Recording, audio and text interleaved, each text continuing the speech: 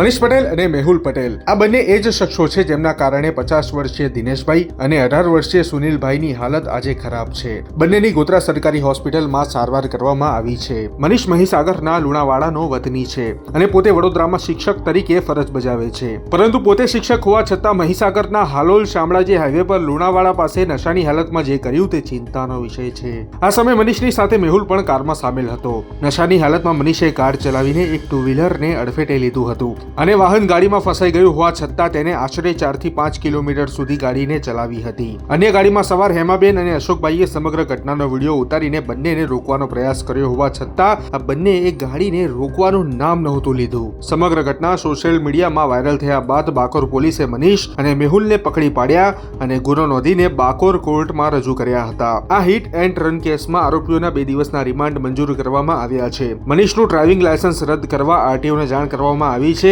અને શિક્ષણ વિભાગને પણ તેની વિરુદ્ધ તપાસ કરવા માટેની સૂચના આપવામાં આવી છે. હવે બંનેના રિમાન્ડ મંજૂર કરવામાં આવ્યા છે. પરંતુ મિત્રો, આવા કિસ્સાઓને લઈને તમે શું કહેશો? કરો કોમેન્ટ.